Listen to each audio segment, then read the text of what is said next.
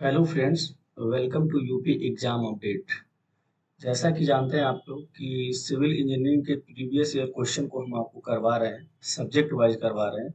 जो किसी भी एग्जाम में पूछा गया है, इम्पोर्टेंट क्वेश्चन है, आने वाले एग्जाम में भी अगर इम्पोर्टेंट है तो जानते हैं कि प्रीवियस ईयर क्वेश्चन बहुत ही इम्पोर्टेंट अपना स्थान रखता है कि आप जितना ही ज़्यादा प्रैक्टिस करेंगे आपकी थियरी उतनी ही ज़्यादा मजबूत होगी। और ये जो यहाँ पर जो भी क्वेश्चन लिखे गए हैं वो आने वाले सभी एग्जाम, कोई भी आप पीएसयू दे, जेआरआरबी, जेई, एसएससी, जेई या यूपी ट्रिपल एससी जेई, मतलब अदर स्टेट जेई, तो हर एग्जाम के लिए इम्पोर्टेंट है। तो हम इसीलिए देखिए आप लोगों को सब्जेक्ट वाइज करवा रहे हैं। चाहते तो हम 100 क्वेश्चन उठा लेते या 50 क्वेश्चन की सेट करवा सकते थे, लेकिन इससे हम बहुत ज़्यादा आपके क्वेश्चन नहीं करवा पाते। तो हमने सोचा कि मिक्स मिसलेनियस न करवा करके अब अगर हम उसको सब्जेक्ट वाइज करवाते हैं तो और भी बेनिफिशियल होगा आप लोगों के लिए। तो सबसे पहला जो हमने सब्जेक्ट लिया वो एस्टिमेटिंग एंड कास्टिंग लिया है, क्योंकि यहाँ से ज़्यादातर क्वेश्चन पूछे भी जाते हैं और इजी सब्जेक्ट सब्जेक्ट है सबसे ये। तो इसीलिए हमने सोचा इसको करवा देते हैं। तो 2 लेक्चर आपको पहले मिल चुके हैं, आज तीसरा लेक्चर है। और ये 4 लेक्चर में हम पूरी तरीके से एस्टिमेटिंग एंड कॉस्टिंग खत्म कर देंगे, जितने भी प्रीवियस ईयर क्वेश्चन इंपॉर्टेंट पूछे गए हैं अभी तक। ठीक है। तो पीडीएफ के लिए आप लोगों को डिस्क्रिप्शन बॉक्स चेक करिएगा, पीडीएफ के लिए कुछ प्राइस लगाया गया है। आपको अगर पीडीएफ लेना होगा तो पीडीएफ से आप वहां पर वो फॉलो करिएगा स्टेप, आपको पीडीएफ मिल जाएगी। सभी सब्जेक्ट की उसमें है, 299 में पूरे जितने भी सब्जेक्ट हैं, लगभग 3 से 4 बुक की हम पीडीएफ को कलेक्ट कर रहे हैं, कलेक्ट किए हैं। वो सभी पीडीएफ आपको दिया जा रहा है। बाकी हम फ्री ऑफ कास्ट में यूट्यूब पर मिलेगा, आप यहाँ से भी फॉलो कर सकते हैं। बस आप लोग सपोर्ट करिए, पूरी हमारी कोशिश है। यहाँ पर थोड़ा सा समय लगेगा, हम पूरा मैटर आपको प्रोवाइड करवा देंगे धीरे धीरे करके। ठीक है। और जो भी साथी चैनल पर नए हैं, आप लोग चैनल को सब्सक्राइब, कमेंट, लाइक ये सब जरूर किया करिए। देखिए यहाँ यूट्यूब पे आखिर क्या ही होता है, हम आप लोगों के लिए इतना अच्छा कर रहे हैं तो कम से कम अगर आप लोग इतना करेंगे तो हमें भी लगेगा आप लोग सपोर्ट कर रहे हैं। ठीक है। तो चलिए हम लोग आज वीडियो स्टार्ट करते हैं, जिसमें हम सबसे पहले पढ़ते हैं। देखिए, method to compute volume of earthwork. ठीक है, कि वॉल्यूम ऑफ अर्थवर्क को कंप्यूट करने के लिए, निकालने के लिए कौन कौन से मेथड हमारे पास अवेलेबल है। ठीक, देखिए एरिया निकालने के लिए कुछ अलग है और वॉल्यूम निकालने के लिए कुछ अलग, एक आध दो मेथड थोड़ा डिफरेंस है। ठीक, तो पहला है वॉल्यूम निकालने का अर्थवर्क का, मतलब मिट्टी की मात्रा ज्ञात करने का, तो वो है mid sectional area method, first वाला है। ठीक है। दूसरा है मीन सेक्शनल एरिया मेथड। तीसरा है ट्रेपेजॉइडल मेथड। ठीक, फिर प्रिज्मोइडल मेथड और स्पॉट लेवल। ठीक है, ये वॉल्यूम ऑफ अर्थवर्क निकालने के मेथड्स है। अगला है क्वेश्चन, इसमें से देखिए ऐसे पूछ लेता है कि वॉल्यूम निकालने के कौन से मेथड है, दे दिया दो तीन चार ऑप्शन, और एक कोई अलग दे दिया, कह दिया इसमें किसके द्वारा नहीं निकाला जाता है। तो आपको इसीलिए ये चारों पांचों नाम पता होना चाहिए कि वॉल्यूम इसी के द्वारा निकाला जाता है। नेक्स्ट है, a certain fixed amount from the gross rent or income is set aside annually to accumulate the cost of construction when the building life is over is called sinking fund। जैसा कि जानते हैं sinking fund क्या होता है, तो sinking fund वही होता है कि कोई भी प्रॉपर्टी हमने बनवाया है, सिंपल सी बात है, उसका कोई ना कोई लाइफ पीरियड है या डिजाइन पीरियड है। 10 साल, 20 साल, 50 साल के बाद वो चीज खराब हुई, तो खराब होगी तो उसको फिर से आपको बनवाना रहेगा, तो बनवाना रहेगा तो अचानक पैसे कहाँ आपको मिल जाएंगे। तो यही ये कहने का मतलब, सिंकिंग फंड वो होता है कि आपको किसी भी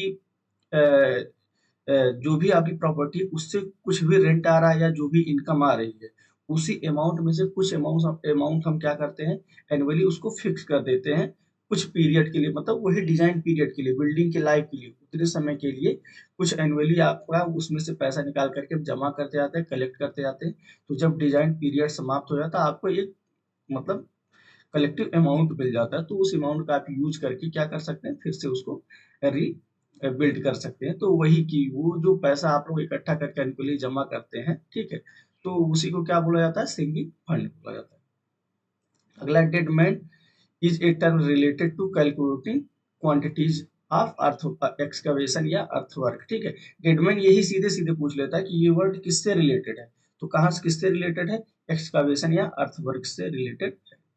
अगला था मैच द पेयर्स। ठीक है, ये मैच ही है, पेयर्स सीधे सीधे लिख दिया गया है क्योंकि वहां मैचिंग वाला एक क्वेश्चन था, कॉलम ए कॉलम बी। ठीक, तो सबसे पहले ये मान करके चलिए डिफिनीशन ही, बुक वैल्यू का डिफिनीशन क्या है, डिस्ट्रेस वैल्यू का डिफिनीशन, और साल्वेज वैल्यू का क्या डिफिनीशन। ठीक, बुक वैल्यू जैसे कि जानते हैं यहाँ लिखा गया है, original cost of property minus the depreciation amount up to the previous year. ठीक है, क्या है, ओरिजिनल कास्ट कितनी है प्रॉपर्टी की, और हर साल कुछ ना कुछ डिप्रिसिएशन होता है, मतलब वो जो प्रॉपर्टी आपकी वैल्यू कुछ ना कुछ घटती जाती है क्योंकि पुराना होता जाता है। जैसे आप बाइक का एग्जांपल ले लीजिए, आज आप मान लीजिए 1 लाख की बाइक लिए, ठीक है, तो ऐसा नहीं है कि और आज आप 1 लाख की ले करके अगले ही नेक्स्ट डे अगर आप उसको बेचने जाएंगे तो आपको कोई 1 लाख उसका नहीं देगा, कुछ ना कुछ अमाउंट डिक्रीज ही देगा आपको। ऐसे ऐसे बढ़ता चला जाएगा तो डिप्रिसिएशन होता जाता है। तो वही चीज है कि बुक वैल्यू क्या होता है, तो original cost of property minus depreciation. ठीक है, ये क्या हो जाएगा, बुक वैल्यू हो जाएगा।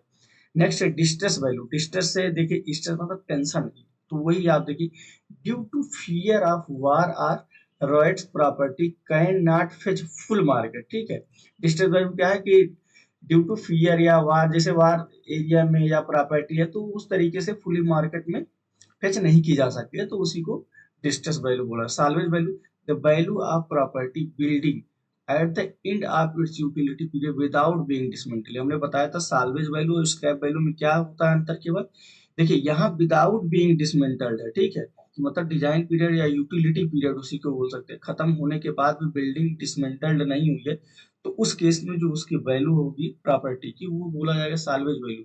और अगर यहाँ डिसमेंटल्ड के साथ अगर देखा जाए, वैल्यू निकाला जाए कि डिसमेंटल्ड हो गई है आपकी प्रॉपर्टी, तब जो उसकी वैल्यू आएगी वो स्क्रैप वैल्यू हो जाएगा आपका।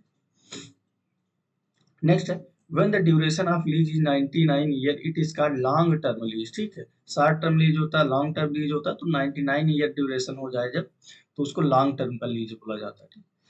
Next, in earthwork computation prepare to work out the quantities of earthwork is mass haul diagram. ठीक, मास हॉल डायग्राम के द्वारा हम क्या करते हैं, क्वांटिटी ऑफ अर्थवर्क को निकालते हैं। ये सब सभी क्वेश्चन पूछे गए, ये आपको बता दे रहे हैं पीडीएफ पे जितने भी क्वेश्चन हैं, ऐसा नहीं है यहाँ कुछ अलग लिखा हुआ है, सभी क्वेश्चन पूछे गए हैं किसी न किसी एग्जाम में, SSC, RRB, UP triple SC, PSU या स्टेट में।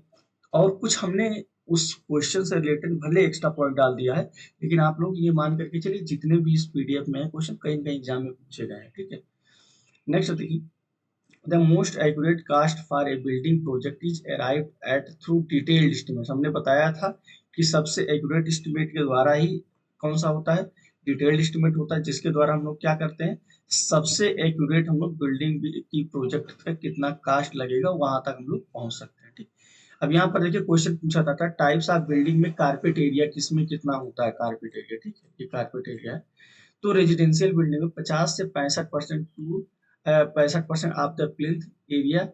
ठीक है, 50 से 65% देखिए आप प्लिंथ एरिया का क्या होता है, कारपेट एरिया होता है, लेकिन हम टारगेट कितने का रखते हैं, 65% का। ठीक है, जैसे सिंपल सी बात है, रेजिडेंशियल बिल्डिंग आप बनाए, ठीक, तो पहले ही आपके माइंड में टारगेट हो जाता है कि हमें इतना परसेंट इससे कारपेट एरिया चाहिए, तो टारगेट हम लोग करते हैं कितने का है, 65% का, लेकिन हम अचीव कितना कर पाते हैं, 50 से 65% तक हम अचीव कर पाते हैं प्लिंथ एरिया का। ठीक, इसी टाइप से ऑफिस बिल्डिंग में कारपेट एरिया कितना अचीव करते हैं, देखिए टारगेट हम कितने का रखते हैं, 75% का रखते हैं, लेकिन हम लोग अचीव कितना कर पाते हैं, 60 से 75% ऑफ प्लिंथ एरिया। ठीक, जैसे घर हम लोग बनाते हैं तो यूजफुल में कितना ले पाते हैं, 50 से 65% ये मेन हमारी यूज होती है चीजें, और तो बाकी अननेसेसरी जमीनें चली जाती है। ठीक, काफी इंपॉर्टेंट आप लोग याद रखिएगा।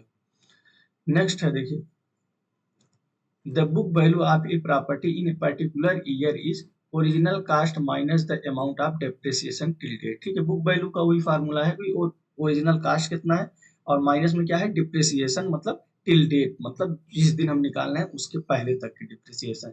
जितने भी ईयर हो जाएंगे ईयर का गुणा कर देंगे, अगर एक ईयर तो सिंपल से बात है, एक ईयर का 2 ईयर 3 ईयर 4 ईयर होता है तो उतने का गुणे कर देंगे, प्लस गुणे इंटू में डिप्रिसिएशन कर देंगे। नेक्स्ट देखिए, actual cost of the work is calculated at the time of completion of work. ठीक, एक्चुअल कास्ट आपको किसी भी प्रोजेक्ट का या किसी भी वर्क का कब मिलेगा, जब वो काम आपका क्या हो जाएगा, कंप्लीट हो जाएगा। ठीक, the value of structure become less by them becoming out of date in style, structure, in design etc. This term is termed as obsolescences. ठीक है, ये हमने बताया था कि ऑब्सोलेंस मतलब होता है कि पुराना हो जाना। ठीक है, पुराना हो जाना या प्रचलन में नहीं रहना, तो हमने कल ही बताया था प्रीवियस ऑब्सोलेंसेस किसके किसके वजह से होते हैं, जैसे स्टाइल पुराना हो गया, डिजाइन पुरानी हो गई उस स्ट्रक्चर की या बिल्डिंग, धीरे धीरे क्या हो जाता है, मतलब उसका वैल्यू घट जाता है, तो उसी को क्या बोला जाता है, obsolescences. The value of structure become less by the becoming out of date in style, ठीक है, कि समय के साथ क्या हो जाता है, कोई भी डिजाइन भी पुरानी हो जाती है, स्टाइल उसकी चेंज हो जाती है, कोई नई डिजाइन की चीज है तो वो धीरे धीरे पुराना हो गया, तो इसी को ऑब्सोलेंसेस बोला जाता है। नेक्स्ट है, in the construction industry contractor profit is included in unit rate of item, ठीक है, कॉन्ट्रैक्टर की प्रॉफिट का किस में include, unit rate of item में इंक्लूडेड होती है, ठीक। Next, the following five subheads are estimated, and a summation of these is the rate per unit of an item या यूनिट रेट आइटम। कौन कौन से होते हैं, ये सब 5 हेड होते हैं कि जो उनको ऐड किया जाता है यूनिट रेट आइटम में। पहला क्या है, quantity of material and cost. Next है लेबर कास्ट। तीसरा है cost of equipment or tool and plants. चौथा है overhead of establishment charges.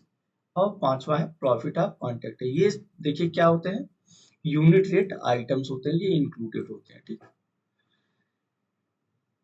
Next है, no deduction is made in the quantity estimation for brick work in cement mortar for openings having size up to 0.1 metre square, ठीक है, कोई भी deduction नहीं करते हैं अगर ब्रिक वर्क कहीं हो रहा है, ठीक है, 0.1 मीटर स्क्वायर की अगर ओपनिंग है तो वहां पर कोई भी डिडक्शन नहीं होता है। अब देखिए यहाँ पर कब कब नहीं होता, कोई भी डिडक्शन नहीं किया जाता, वो इकट्ठा ही यहाँ पर दे दिया गया। देखिए ये क्वेश्चन है आपका, ये वाला ये क्वेश्चन पूछा गया था एक एग्जाम में, no deduction is made in quantity estimation for brick work in cement mortar for opening, ठीक है, ब्रिक वर्क की अगर कहीं सीमेंट मोर्टार के द्वारा ओपनिंग है, ठीक है, तो 0.1 मीटर स्क्वायर को हम वहां ओपनिंग नहीं देते, कोई भी डिडक्शन नहीं करते हैं। जैसे सिंपल सी बात है, आप मान लीजिए एक दीवार है, ब्रिक वर्क लगातार करते जाते हैं तो होता है ना कहीं पर थोड़ा सा जगह हमें छोड़ना पड़ जाए, या कहीं पर छोटी सी एकदम खिड़की छोड़ना पड़ जाए, या कुछ जगह मान लीजिए छोड़ना पड़ जाए, तो हम लोग जो क्वांटिटी एस्टिमेशन करते हैं, क्वांटिटी निकालते हैं, लंबाई चौड़ाई और थिकनेस निकाल करके,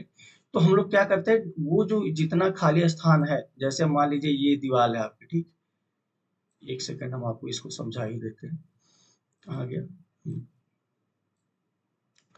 ड्रावर ले लेते हैं। देखिए ये मान लीजिए ब्रिक वर्क हम लोग कर रहे हैं, ये ब्रिक वर्क कर रहे हैं, ठीक, तो ब्रिक वर्क कर रहे हैं तो ये मान लीजिए बीच में ओपनिंग आ गई इतनी, ठीक, तो अब सिंपल सी बात है, जब हम लोग क्वांटिटी इसका कैलकुलेट करेंगे, क्वांटिटी पूरा निकालेंगे क्वांटिटी, तो ऐसा नहीं करेंगे ये वाले एरिया को हमें घटाना पड़ेगा, सिंपल से यहाँ क्योंकि हमने ब्रिक वर्क तो किया नहीं है, ये वाले एरिया में ब्रिक वर्क किया नहीं है, तो हमें तो घटाना चाहिए, लेकिन वही चीज यहाँ पर दिया गया है कि अगर ओपनिंग 0.1 मीटर स्क्वायर तक की है, ठीक है, तो हम घटाते नहीं, कोई डिडक्शन नहीं करते, सीधे पूरा एरिया को ले लेते हैं, ये नहीं मानते कि ये वाला आपका खाली स्थान है, ठीक, यही चीज था।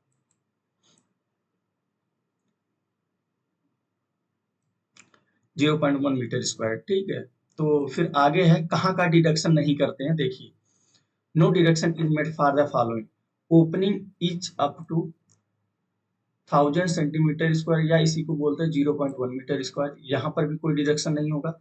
अगर एंड ऑफ बीम्स या post rafters purlin ETC up to 500 centimetre square या 0.05 मीटर स्क्वायर इन सेक्शन, यहाँ पर भी कोई डिडक्शन नहीं होता है।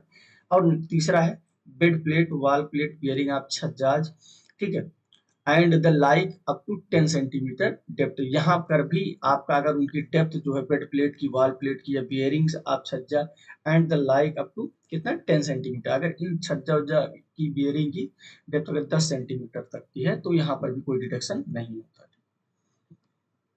Next, the net annual letting value of property which is obtained from after deducting the amount spent on yearly repairs from the gross income is known as rateable value, ठीक है। The net annual letting value of property which is obtained after deducting the amount spent on yearly repairs, ठीक है, जैसे कहते हैं ना कि रेटेबल value किसे बोला जाता है, कि ग्रॉस इनकम जितनी हो रही है, ठीक है, जितनी भी ग्रॉस इनकम उस प्रॉपर्टी से हो रही है, तो सिंपल सी बात है, कोई प्रॉपर्टी है तो उसमें हर एनुअली कुछ ना कुछ रिपेयर्स का भी काम होता रहता है, रिपेयरिंग की भी जरूरत होती है। तो वही कि टोटल ग्रॉस इनकम उस प्रॉपर्टी से कितनी हो रही है और ईयरली रिपेयर में कितना जा रहा है, उसको माइनस करने के बाद नेट एनुअली जो लेटिंग वैल्यू आपकी आएगी, उसी को क्या बोला जाता है, रेटेबल वैल्यू बोला जाता है। ठीक, अगला है पूछ लेता है पर्पज ऑफ वैल्यूएशन। कई बार ये क्वेश्चन पूछा कि वैल्यूएशन करने के पर्पज क्या होता है।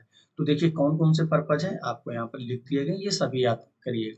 फॉर बाइंग और सेलिंग प्रॉपर्टी, बेचने या खरीदने के लिए किसी प्रॉपर्टी के। फॉर टैक्सेशन, कर निर्धारित करने के लिए। For rent fixation, rent fix करने के लिए।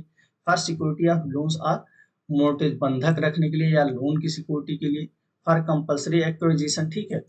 और फिर अगला क्या है, कंपल्सरी एक्विजिशन के लिए।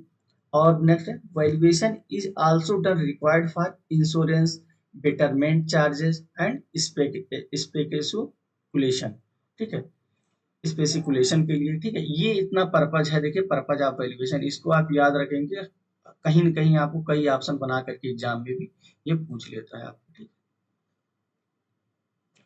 अब अगला है if the amount of annuity is paid for a definite number of period or years, it is known as annually certain। ठीक है, अगर amount, if the amount of annuity, sorry, if the amount of annuity is paid for a definite number of period or year is known as, क्या इसे बोला जाता है, annuity certain बोला। देखिए एन्युटी कई प्रकार के हैं, अभी आपकी आगे आएगी एन्युटी, उसको हम आपको समझा देंगे। और 1 मिनट थोड़ा सा वीडियो देख लेते हैं, कितना लंबा हुआ है, ज़्यादा लंबा ना हो जाए, थोड़ा सा टाइमिंग देख लेते हैं। चलिए अभी तो छोटा ही वीडियो हुआ, हालांकि आज थोड़ा सा समय कम है। चलिए हम लोग आज इसी पे बंद कर देते हैं वीडियो। ठीक है, बस अगले ही लेक्चर में आपका ये एंड हो जाएगा, ज़्यादा बचा नहीं है। अब 2-3 पेज है, नेक्स्ट वीडियो में हम इसको कवर कर लेंगे। आज थोड़ा सा टाइम का इशू है, मुझे कहीं जाना है जल्दी से। ठीक है, तो चलिए दोस्तों, आप लोग जो नए चैनल पे नए हैं, आप लोग वीडियो को लाइक शेयर सब्सक्राइब जरूर करिए, जिससे हमें भी अच्छा लगे। ठीक है, आज छोटा सा वीडियो रखते हैं। चलिए हम लोग मिलते हैं नेक्स्ट वीडियो में। धन्यवाद।